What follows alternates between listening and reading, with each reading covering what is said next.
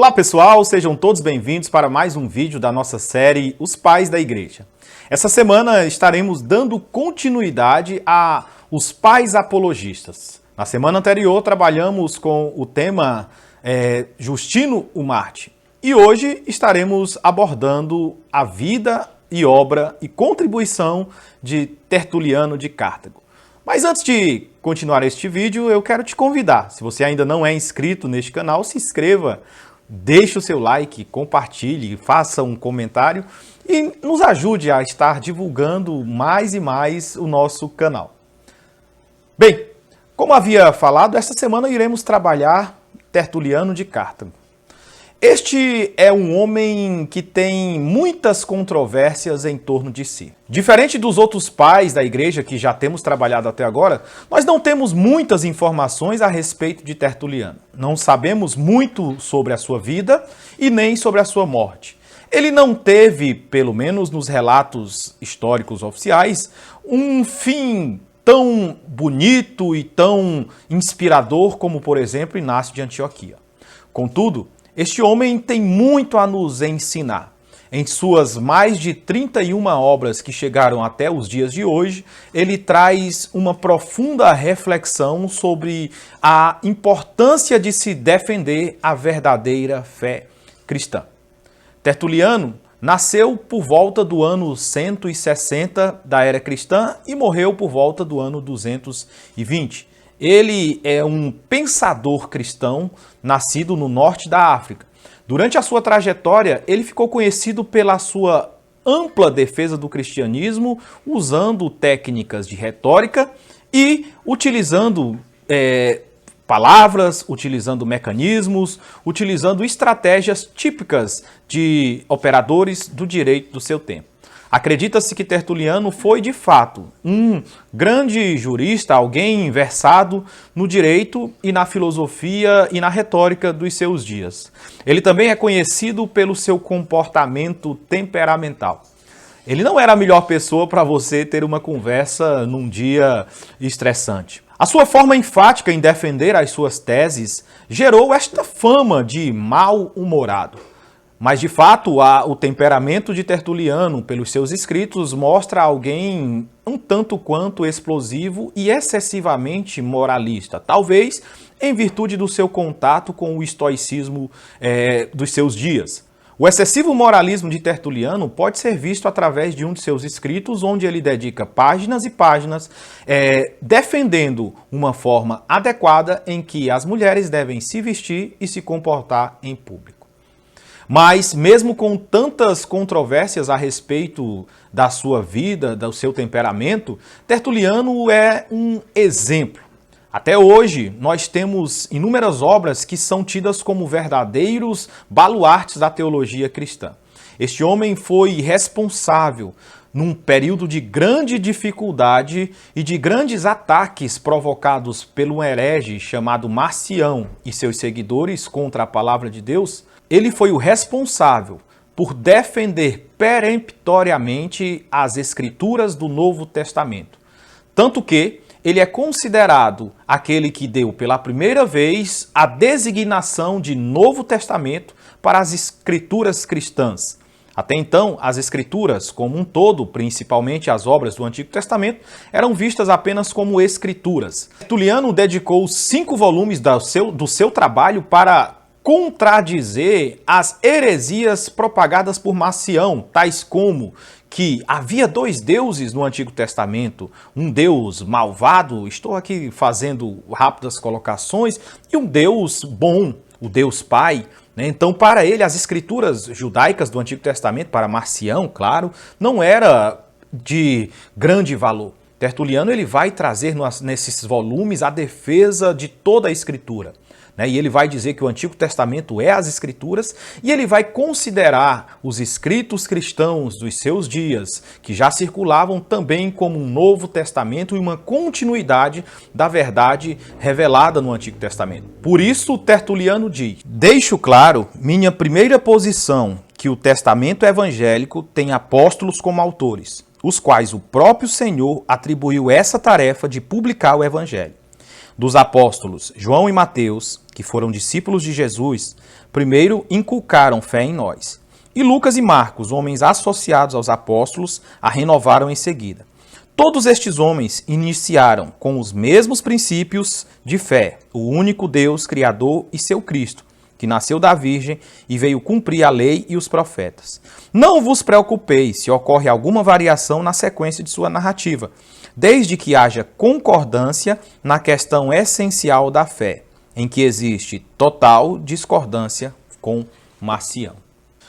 Perceba que neste relato de Tertuliano, ele apresenta os evangelhos já existentes nos seus dias como verdadeira palavra de Deus.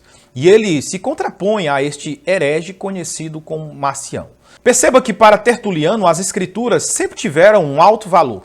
Tanto as escrituras hebraicas quanto as escrituras do Novo Testamento. E vai ser seguindo a trilha de Tertuliano que durante 4 séculos a igreja irá definir então o que nós chamamos de canonicidade dos textos que hoje integram o Novo Testamento. Também Tertuliano tem uma contribuição inigualável na teologia cristã através da exposição do conceito de trindade. Ele usa pela primeira vez o termo Trinitas para apresentar o que ele entendia como Deus Pai, Deus Filho e Deus Espírito Santo. Em Tertuliano, nós encontramos a seguinte definição sobre a Trindade. O Pai, Filho e Espírito Santo são um só Deus porque uma só é a substância, um só estado e um só poder. Mas, por outro lado, distingue-se sem separação, pelo grau, pela forma e pela espécie. Diante disso, Tertuliano também introduz o conceito de pessoa. Sim, para cada um dos entes que integram essa triunidade de Deus, Tertuliano vai usar o conceito de pessoa.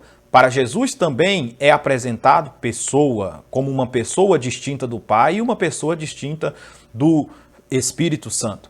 Diante disso, Tertuliano afirma que o termo pessoa ou persona significa cada um dos três, considerados individualmente. Esse vocabulário, tanto trindade quanto pessoa, é em referência ao Deus, Criador dos céus e da terra, ao Filho e ao Espírito Santo, são usados até hoje na teologia. Isso como fruto da herança teológica de Tertuliano. Além de Tertuliano ser conhecido pela sua ênfase em defender o cristianismo contra as heresias do marcionismo, ele também destacou-se no combate ao crescente gnosticismo de seus dias.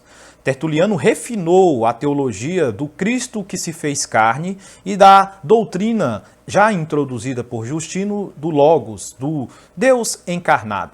Ele também combateu de modo peremptório as ideias de uma sabedoria além do que as escrituras revelam. Alguns, inclusive, o taxam de um anti-intelectualismo. Tertuliano, em seus mais de 31 volumes, foi responsável por fincar as bases do que nós chamamos hoje como ortodoxia cristã. Apesar de todas as suas contribuições positivas, como todo homem, Tertuliano também teve os seus reveses. Entre eles, nós podemos destacar a sua adesão a um movimento heterodoxo que ganhava espaço nos seus dias. Esse movimento é conhecido como montanismo. Era um movimento que pregava o asceticismo e uma conduta de vida com uma moral elevada. Isso, para Tertuliano, soava muito bem em virtude da sua insatisfação com o clero e com a igreja oficial daqueles dias, que já estava se entregando a práticas mundanas, a conchavos e a ações que nem nada lembrava o que as escrituras pregavam sobre a igreja. Este movimento montanista, ele ficou conhecido pela ênfase que também dava às revelações sobrenaturais do Espírito Santo. Claro que houve exageros tanto por parte de Montano quanto das suas profetisas que ali estavam, mas Tertuliano viu neste movimento um retorno ao princípio cristão do Novo Testamento. Não se sabe se Tertuliano continuou neste movimento até o fim da sua vida.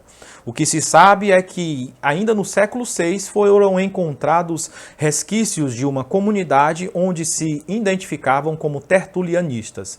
Pode ter sido porque Tertuliano também rompeu com o montanismo e criou o seu próprio grupo. Não sabemos de fato. Tertuliano ainda defendeu algumas doutrinas que vão de encontro à própria Escritura. Por exemplo, ele defendia que é possível a salvação depois da morte.